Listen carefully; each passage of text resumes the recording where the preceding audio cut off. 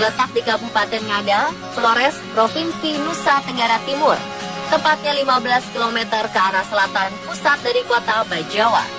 Inerie merupakan gunung berapi yang statusnya masih aktif hingga saat ini dan yang tertinggi di Pulau Flores dengan ketinggian mencapai 2.245 di atas permukaan laut.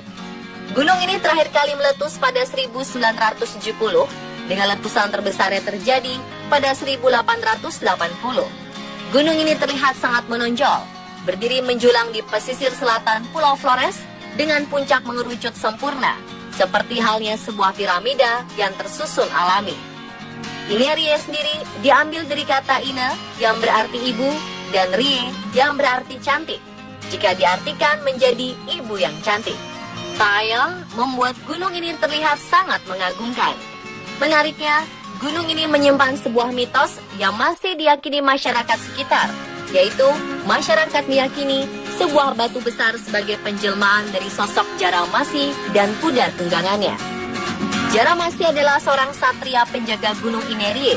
Namanya diambil dari kata jara yang berarti kuda dan masi yang mengacu kepada nama laki-laki. Selain keindahan dan mitosnya, ternyata di bawah kaki gunung Inerie terdapat sebuah lembah bernama Jerebuu yang juga menyimpan misteri di balik kampung-kampung adat yang tersebar di lembah ini.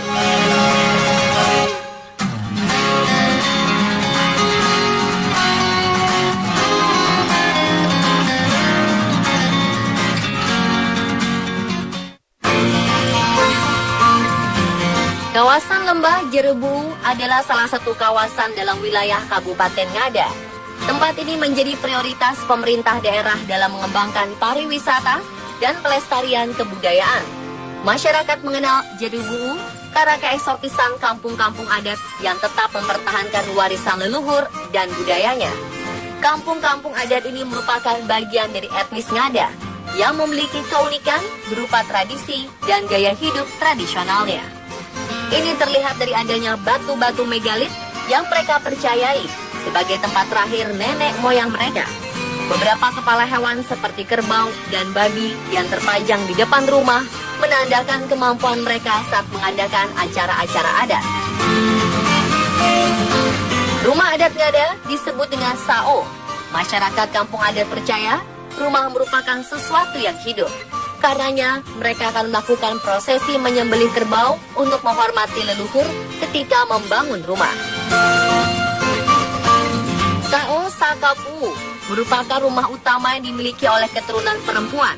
Pada atap rumah terdapat sebuah ornamen berbentuk miniatur rumah yang disebut anaye. Sao Sakalobo adalah rumah utama yang dimiliki oleh lelaki dari keturunan perempuan.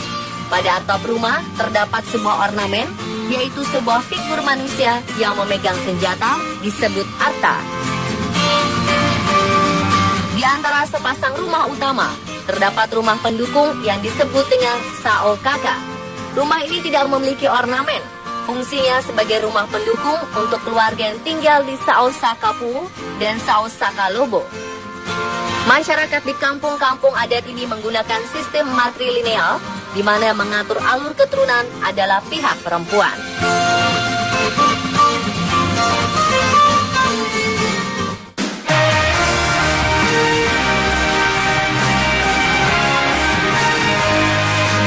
Selain rumah tradisional, kampung tradisional Ngada juga memiliki elemen lain, yaitu ngadu dan baga, yang dipercaya sebagai awal dari kehidupan. Seperti Linggayoni di masyarakat Jawa, ngadu mewakili wanita, sedangkan baga mewakili laki-laki.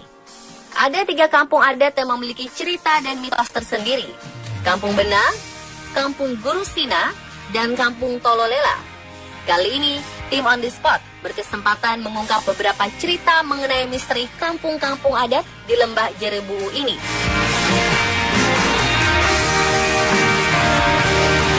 Daya tarik kampung adat Bena adalah kampung megalitikum, yaitu susunan batu-batu besar yang tersusun rapi dan masih sangat terjaga, seolah membawa kita kembali pada kehidupan di zaman batu.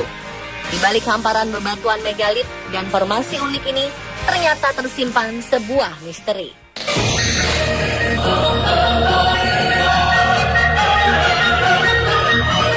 Dapatkah Anda bayangkan bagaimana mereka membawa bongkahan batu-batu vulkanis besar ini? Sedangkan kampung adat Bena terletak di ketinggian 2.245 meter di atas permukaan laut.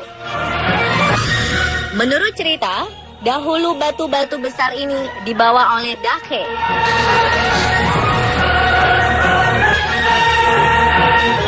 Sosok Dake, menurut kepercayaan masyarakat Bena, merupakan raksasa. Tetapi banyak yang percaya Dake merupakan orang sakti dengan kemampuan khusus, dapat membawa batu-batu gaib itu dari lereng Gunung Inerie ke kampung Bena. Ini termasuk itu batu, ada di atas batu yang tinggi di atas beberapa biji itu kita bisa lihat dari mana ini batu, siapa yang pikul. Itu dulu dengan nama Dake yang ada bekas kaki di setiap ini. Penduduk Bena percaya bahwa Dake merupakan sosok nyata yang membawa batu-batu besar tersebut karena terbukti dengan adanya jejak kaki Dake. Ada ciri-cirinya. Itu ada bekas kaki juga, ada bekas kaki nama Dake itu di atas batu.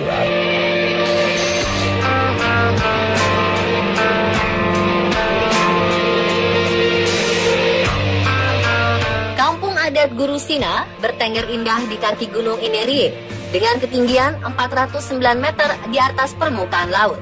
Kampung ini masih jarang dikunjungi meski aksesnya terbilang mudah. Keunikan dari kampung ini adalah cerita dan tradisi leluhur mengenai bagaimana cara penyimpanan ari-ari bayi.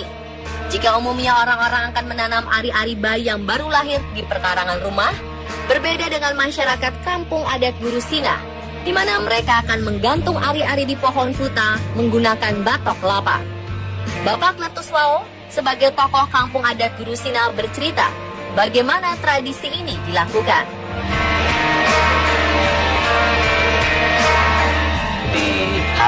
Diambil dengan satu bila bambu, bahan inilah yang biasa memotong tali pusar. Ini yang biasa untuk potong tali pusar. Itu namanya ila. Dipotong, terus disimpan di dalam itu. Dulu kalau bere, sekarang tuh pakai kelapa disimpan di dalam kelapa hari-harinya itu. Nah, itu mulai tali pusar itu diberikan acara untuk menyimpan.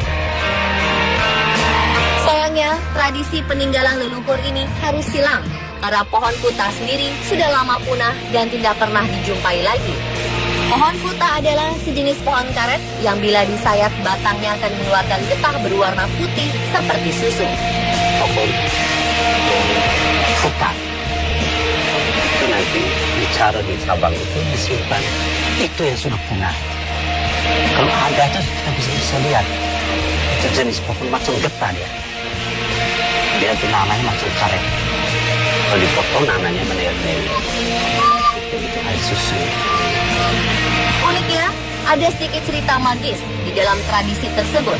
Konon, ari-ari yang sudah digantung pada pohon futa secara misterius akan hilang.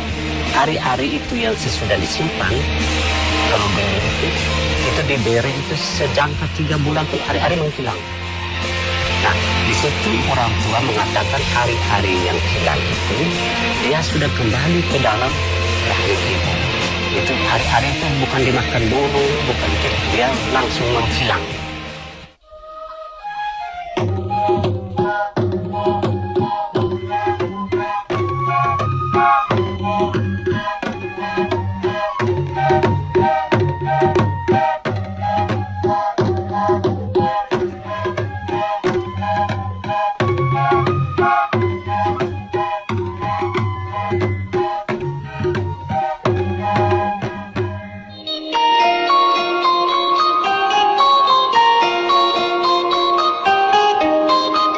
Kampung Tololela terletak di ketinggian 650 meter di atas permukaan laut. Akses jalannya cukup sulit karena beberapa perbaikan. Kampung ini dikenal memiliki alat musik tradisional bernama bombardom, terbuat dari bahan bambu dengan 2 elemen yaitu bambu besar dan kecil. Kampung ini menjaga musik yang diwariskan leluhur dari ratusan tahun lalu. Di tengah-tengah pengaruh musik modern dengan gaya barat, penduduk Tololela masih setia memainkan alat musik ini. Dalam memainkannya, bombardom biasanya diiringi dengan alat musik bambu lainnya seperti foidoa. sejenis seruling dan biasa dimainkan untuk pesta adat atau penerimaan tamu. Di balik keindahan pertunjukan musik tradisional Bombardom, ternyata Tololela juga menyimpan alat musik yang memiliki cerita magis di dalamnya, yaitu gong. Gong ini serupa dengan kenongan yang kita kenal di tanah Jawa. Gong ini berusia lebih dari ratusan tahun dan dipercaya telah ada sejak kampung ini berdiri. Anehnya, gong ini hanya dimainkan dalam upacara-upacara tertentu. Ya, kalau gong beneran itu dia tidak bunyi sembarangan. Ada gong di dalam rumah itu, dia bunyi itu ada saat-saat tertentu yang berurusan dengan adat. Penduduk Tololela percaya dan meyakini apabila gong ini dimainkan atau bahkan dibunyikan tidak pada waktunya, maka akan ada musibah yang menimpa dirinya atau desanya. Tapi kalau gong itu kita asal bunyi saja tanpa ada acara ritualnya, itu hukumannya itu orang tua akan tutup warga kampung ini. Seperti misalnya mendapat penderitaan sakit berat misalnya.